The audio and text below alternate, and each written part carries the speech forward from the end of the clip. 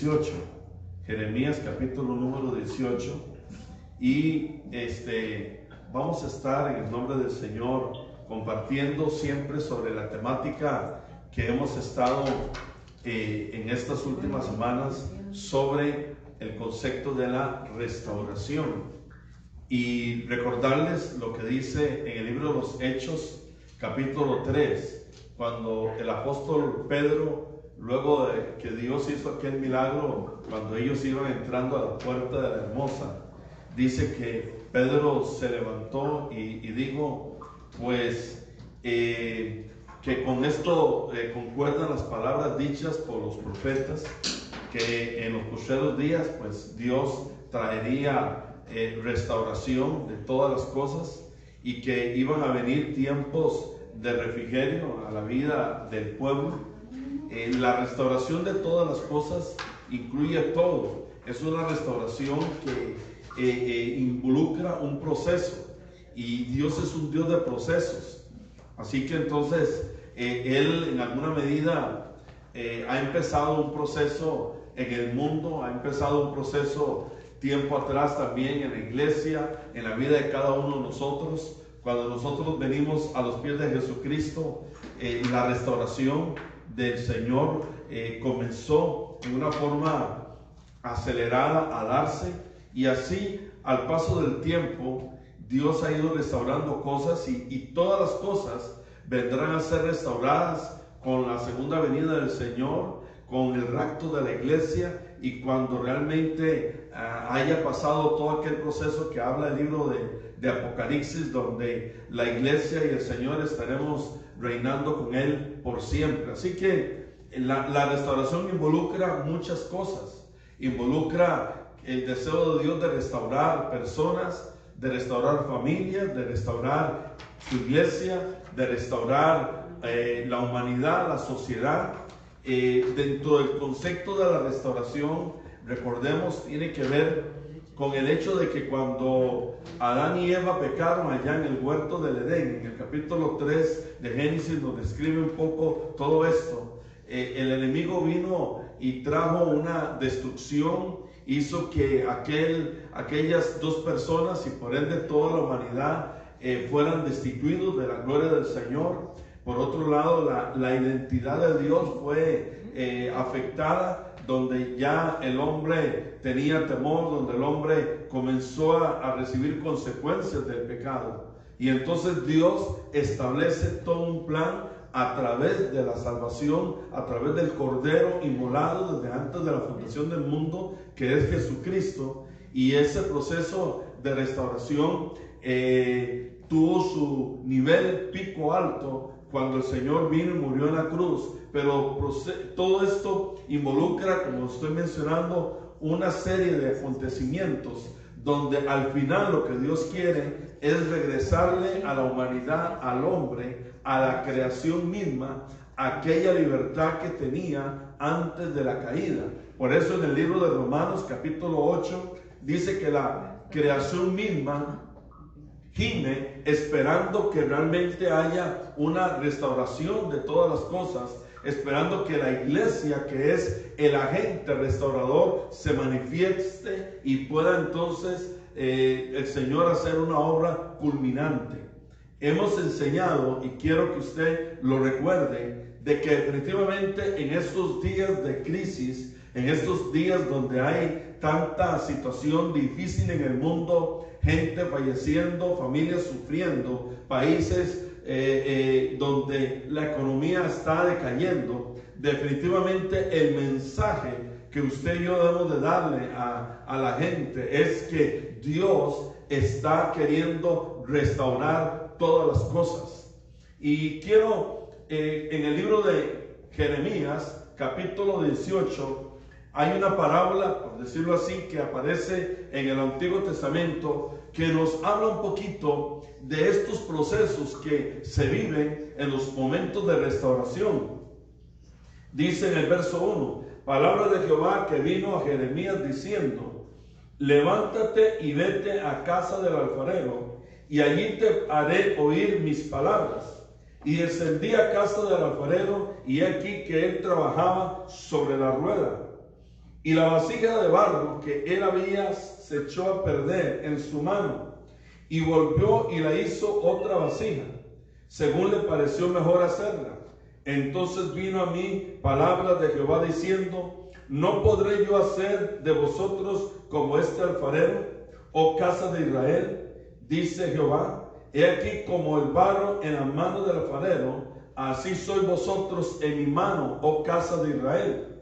En un instante hablaré contra pueblos y contra reinos, para arrancar y derribar y destruir. Pero si esos pueblos se convirtieren de su maldad, contra la cual hablé, yo me arrepentiré del mal que había pensado hacerles. Y en un instante hablaré de la gente y del reino, para edificar y para plantar. Pero si hiciere lo malo delante de mis ojos, no oyendo mi voz, me arrepentiré del bien que había determinado hacerle. Ahora pues, habla luego a todo hombre de Judá y a los moradores de Jerusalén, diciendo: así ha dicho Jehová: he aquí que yo dispongo mal contra vosotros y trazo contra vosotros designios. Conviértase ahora cada uno de su mal camino y mejore sus caminos y sus obras. Vamos a dejarlo allí. Una de las cosas que hemos enseñado es que definitivamente hay varias cosas que aquellos que anhelan la restauración de Dios deben de hacer. Una de ellas tiene que ver con arrepentimiento. Hemos enseñado que arrepentimiento tiene que ver con un cambio de mente, pero también hablamos de que el arrepentimiento tiene que estar también unido a una conversión genuina. De esto nos habla mucho la palabra, y este texto que hemos leído lo vuelve a enfatizar. Dios está esperando de toda la humanidad, de usted, de mí, de toda nuestra casa, una actitud de arrepentimiento. Dios está esperando que haya una verdadera conversión. Conversión habla de un cambio de actitud, de comportamiento, de un cambio de proceder. El mundo necesita convertirse de veras para que entonces la restauración venga.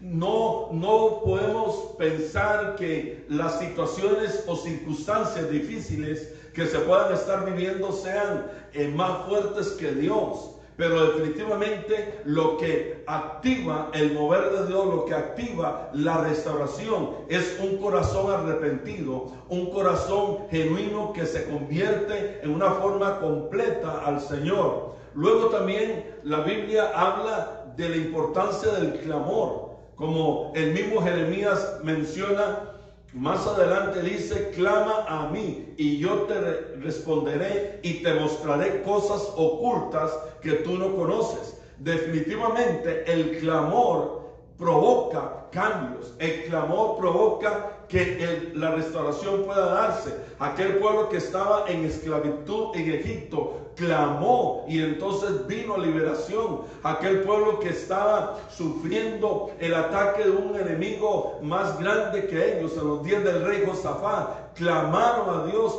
y Dios intervino e hizo milagros. Yo quiero compartirte esto: siempre que haya arrepentimiento en los corazones, siempre que haya una conversión genuina, siempre que haya un pueblo que le clame a Dios, Dios va a mover el cielo y moverá la tierra a favor de sus hijos. Es importante que entendamos cómo las cosas suceden, y hay modelos, hay diríamos un protocolo bíblico para que nosotros podamos mirar lo que Dios tiene y quiere hacer. En el libro de Jeremías que hemos leído nos habla en una forma paradójica en todo lo que tiene que ver con el alfarero, con lo que son las vasijas, con lo que es el barro en las manos de este alfarero. Y Jeremías recibe una palabra y Dios le dice: mira, ve a la casa del alfarero. Y cuando él llega, ahí recibe una palabra del Señor. Y usted la mira en el verso número 3, dice: y descendí a casa del alfarero, y aquí que él trabajaba sobre la rueda. Aquí el término alfarero es aquel que hace las vasijas, el que trabaja el barro, pero el alfarero se refiere a Dios. Y dice que cuando Jeremías llegó, y llegó a la casa del alfarero, miró que aquel estaba trabajando. Yo quiero decirte esto de parte del Señor: Dios está trabajando. Dios está trabajando en ti. Dios está trabajando en tu familia. Dios está trabajando en la iglesia y Dios está trabajando en la humanidad. No cree usted que Dios está con los brazos cruzados esperando que cosas sucedan. No, Él está trabajando. La Biblia también en el Nuevo Testamento, cuando el Señor en una ocasión fue cuestionado, dijo: mi Padre trabaja y yo trabajo. Yo quiero que usted comprenda esto y lo grabe en su corazón. Tú no estás solo. Dios no está lejos. Dios está cerca. Dios está trabajando. Él está haciendo cumplir sus planes y sus propósitos. El que va a ganar esta batalla, esta guerra, no es el diablo, no es el virus. El que lo va a ganar es el Señor. Él está trabajando. Y cuando la Biblia habla de que Dios está trabajando, es que Él está cumpliendo propósitos. Él está cumpliendo planes. Él está haciendo un trabajo para moldear a su iglesia, para moldear al mundo, para la segunda venida de gloria en Cristo Jesús. Entonces, yo no sé si tú estás pensando que en alguna medida las cosas no están sucediendo según la voluntad del Señor. No, están sucediendo porque Dios está trabajando. Pero dice acá en el verso 4, y la vasija de barro que él hacía se echó a perder. Entonces, este es un cuadro que nos habla de lo que estoy mencionando. Un mundo que se ha desfasado, un mundo que se ha salido de la voluntad de Dios, personas que andan fuera de la voluntad de Dios, que andan haciendo según sus deseos, un mundo que en vez de buscar de Dios está afianzando o queriendo poner su confianza en las cosas, en el dinero, en el poder del hombre. Un mundo que ha sido sumido en el pecado. Entonces, en alguna medida, lo que Dios quería hacer como alfarero se echó a perder. El enemigo lo echó a perder. Pero entonces, aquí viene un detalle interesante. En el verso 4 dice, se echó a perder, pero dice, pero volvió y la hizo otra vasija. Entonces aquí es donde entramos en el concepto de la restauración. Dios tiene el poder para que aquello que no está funcionando, que aquello que no está sirviendo, Él lo pueda hacer funcionar o lo pueda hacer que aquello sirva. Dios tiene el poder para tomar aquello que no está funcionando, que necesita ser restaurado y restaurarlo. Para que aquello que necesita ser cambiado, sea cambiado. Que aquello que realmente a los ojos del hombre no funcione, Dios lo pueda hacer funcionar. Inclusive en el Nuevo Testamento dice que inclusive lo que el mundo ha menospreciado, lo que el mundo considera no apto, no sabio, Dios lo toma y con su intervención, con su poder, con su habilidad, con su poder espiritual hace que aquello que fue desechado pueda ser considerado nuevamente útil para la gloria del Señor. Dios no desecha, Dios cambia. Dios no aparta, Dios no desecha, sino que lo que Dios hace es restaurar. Lo que Dios hace es tomar aquello y hacerlo mejor para su honra y su gloria. Recuerde esto. Esto habla de procesos. Esto habla de restauración, de la habilidad que tiene Dios como alfarero de restaurar, de cambiar, de hacer que aquello que consideramos no sirve pueda ser útil para su honra y su gloria. Una de las cosas que también quiero resaltar acá es lo que aparece en el verso 5. Dice, entonces vino a mí palabra de Jehová diciendo, no podré yo hacer de vosotros como este alfarero, oh casa de Israel, dice Jehová. He aquí que como el barro en la mano del alfarero, así sois vosotros en mi mano, oh casa de Israel. Quiero que captemos este otro concepto. Y es que a la hora de que Dios restaura, a la hora de que viene este trabajo, el alfarero es soberano. Dios es soberano. Y este pasaje y otros nos muestra este concepto. No es el barro el que le dice al alfarero cómo quiere que sea. Es el alfarero el que le da forma al barro. Es el alfarero el que le da forma a la vasija. Es el alfarero el que hace qué tipo de vasija él quiere. En este sentido, repito, Dios es soberano. Y muchas veces quisiéramos, humanamente hablando, que las cosas fueran así, así y así. Y a veces somos tan atrevidos que le decimos al Señor cómo queremos que Él haga las cosas. Y tomamos a Dios como si fuese un mandadero. Y no es así. Cuando hablamos de la soberanía de Dios, es que Dios tiene la primera y la última palabra. Cuando hablamos de la soberanía de Dios, es que el mundo y usted y yo no podemos decirle a Dios cómo Él va a hacer las cosas, cómo queremos que sean las cosas. A veces quisiéramos que esto no se hubiera dado, quisiéramos que ya acabara. A veces quisiéramos que nuestra familia fuese así, que nuestro cónyuge fuese así, que nuestros hijos fuesen así, que el dinero fuese así, que este trabajo, que este empleo, cualquier tipo de cosa. Y le decimos al Señor cómo queremos que así sea. Y Dios es bueno, porque la Escritura inclusive dice que Dios cumple anhelos, cumple sueños. Pero en primera instancia, Dios es soberano.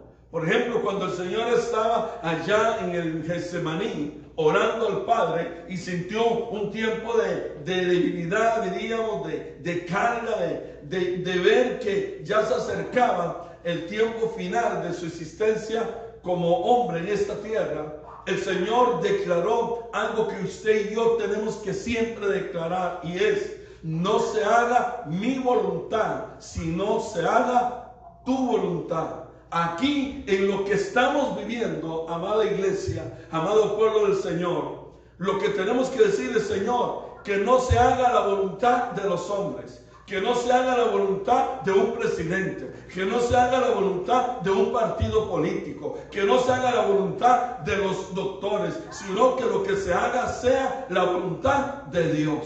¿Por qué? Porque Él es soberano, porque Él toma la vasija y la hace como Él quiere. Él hace los procesos que Él quiera. Él es el poderoso, Él es el creador, Él es el Señor, Él es el que tiene el poder para hacerlo.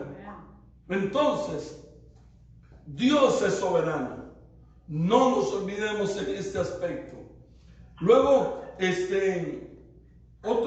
hay varios aspectos acá, pero una de las cosas que también me llama la atención en este libro de Jeremías es lo que menciona a partir del verso 7 y lo menciona un poquito también más adelante, y va unido a lo que Jeremías también recibió en el capítulo número 1, cuando el Señor le dijo que Él lo había llamado para arrancar, para derribar, para destruir.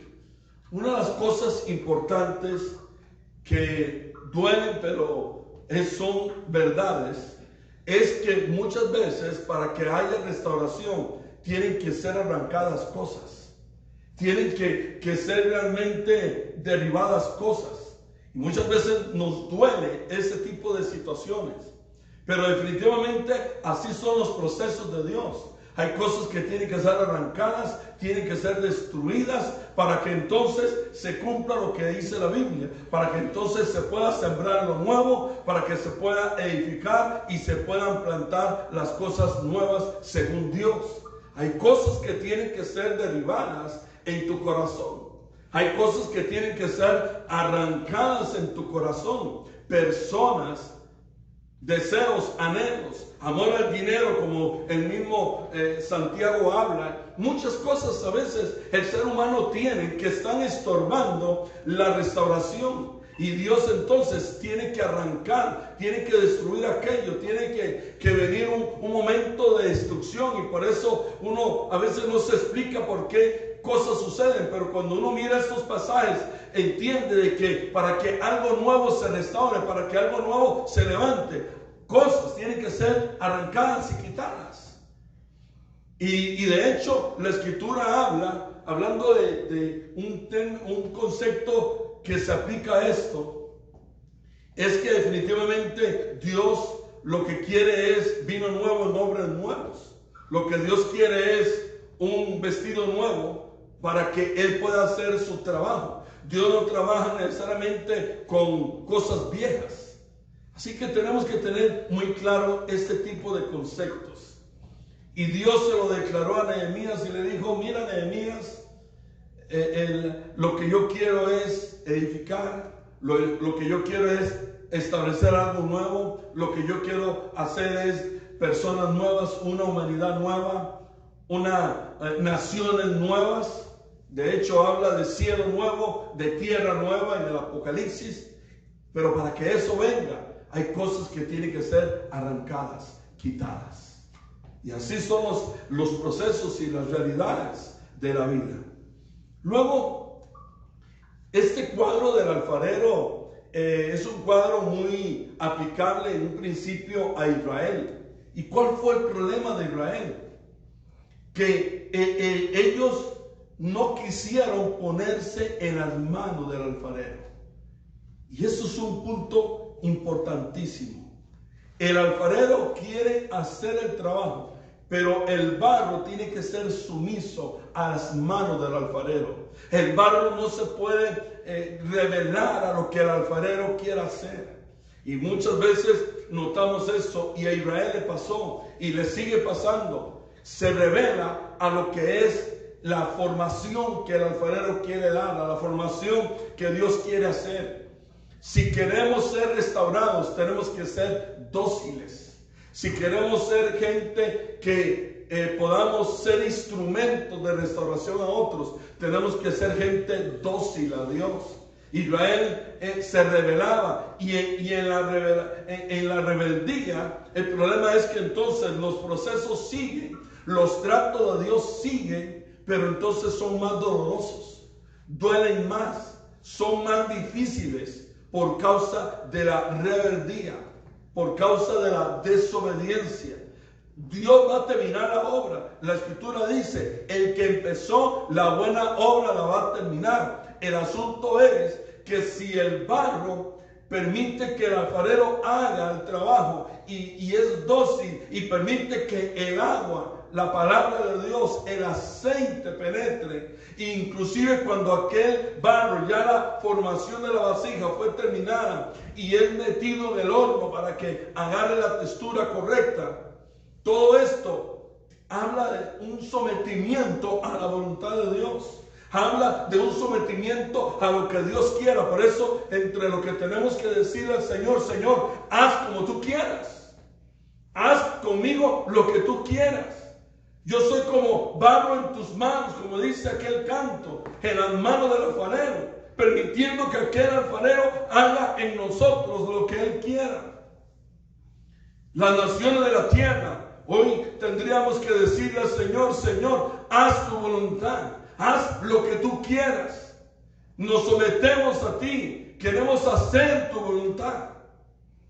Entre todo lo que involucra esta parábola, una de las cosas que el barro tiene que permitir es que las impurezas le sean quitadas. Y eso habla de la santificación que Dios hace a través del Espíritu.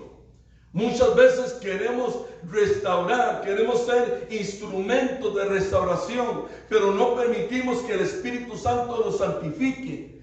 Yo recuerdo en este instante aquel pasaje en el libro de Samuel, cuando David está con buen ánimo queriendo traer el arca a su casa, Había estado el arca determinado tiempo en la casa de un hombre, 20 años o más estuvo allí, y David determina traer el arca, pero dice que cuando el arca estaba siendo traída en un carro con bueyes, dice que quiso caer el arca y un hombre llamado Usa puso su mano y dice que cayó muerto, y David se entristeció y entonces llevó el arca a la casa de un hombre llamado Obed-Edom. Posteriormente, tiempo después, David se dio cuenta que la casa de Obed-Edom había sido bendecida, y entonces él determina traer el arca. Pero hay un detalle, y fue que en la primera ocasión en que David trajo el arca,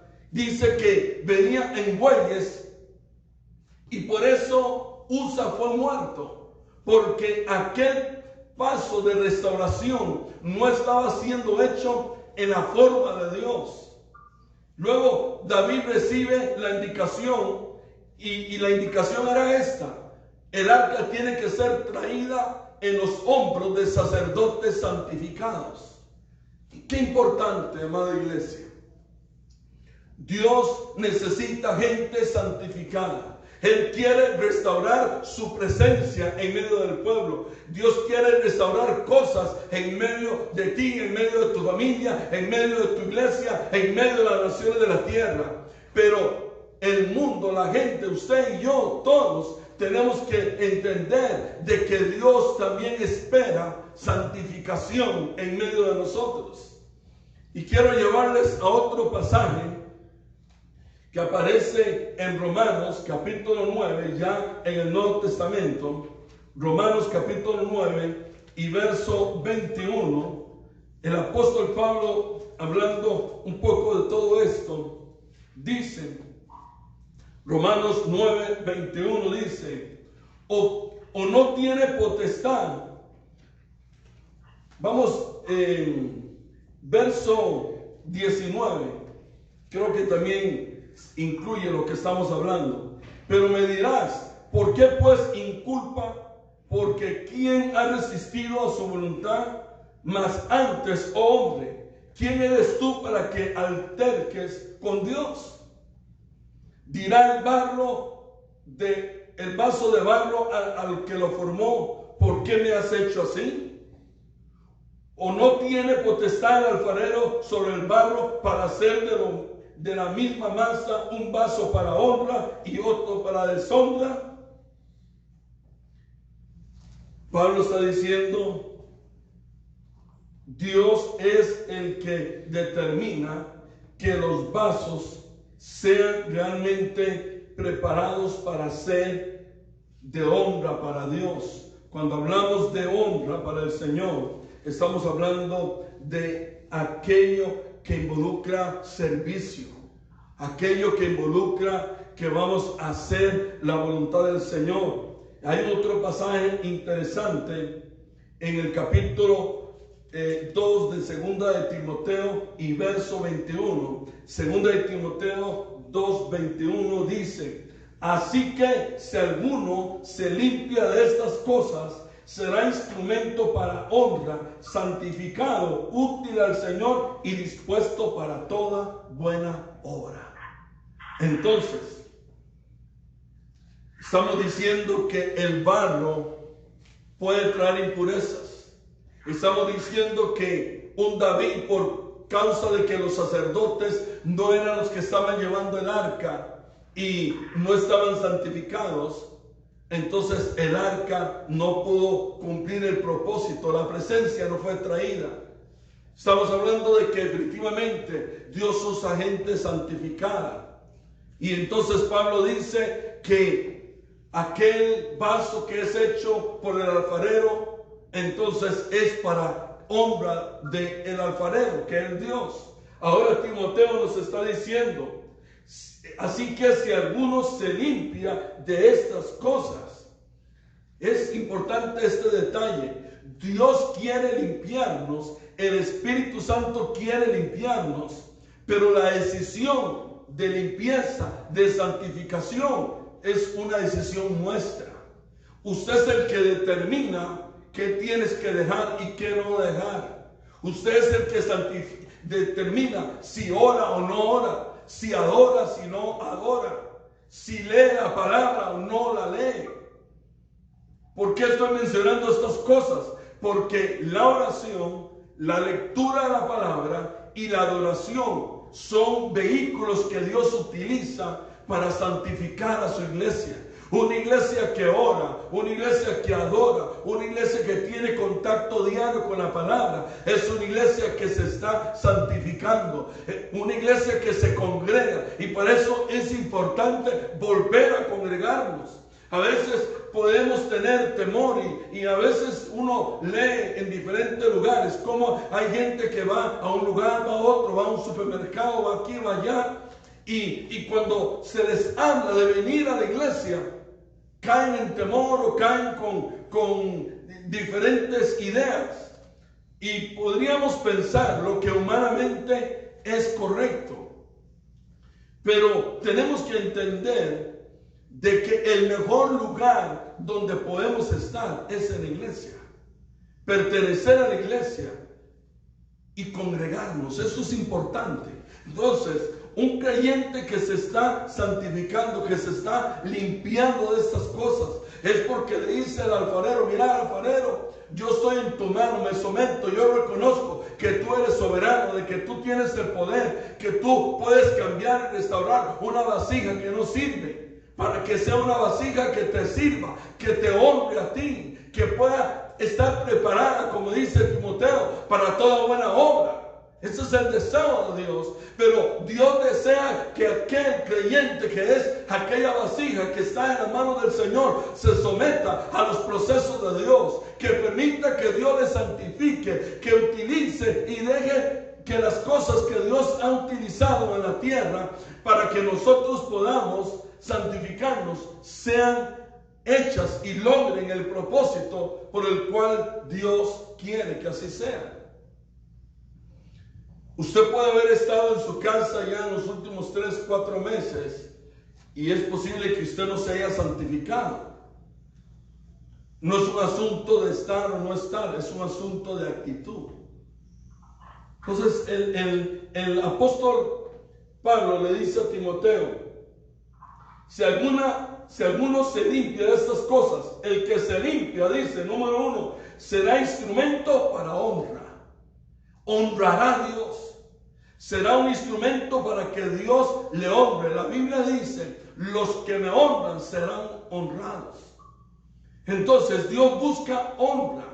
Dios busca, la honra tiene que ver con darle a Dios el primer lugar. La honra tiene que ver con adoración, tiene que ver con servicio, tiene que ver con entrega, tiene que ver con consagración.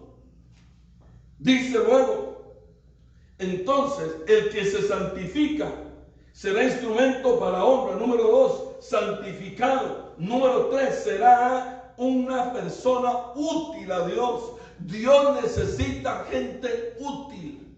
Dios no necesita gente inútil en este tiempo. Dios necesita gente útil, que se deje usar por Él, que sean útiles en sus manos, que puedan decirle al Señor: Señor, heme aquí, envíame a mí, haz conmigo lo que tú quieras. Úsame en medio de mi lugar de trabajo, úsame en el lugar donde yo estudio, úsame en la iglesia, en el barrio, donde tú quieras, Señor, úsame. Gente útil. El mundo necesita gente útil, gente que quiera hacer el trabajo, gente que quiera ayudar, gente que quiera tomar la mano de otros y llevarlos y enfocarlos en el camino correcto.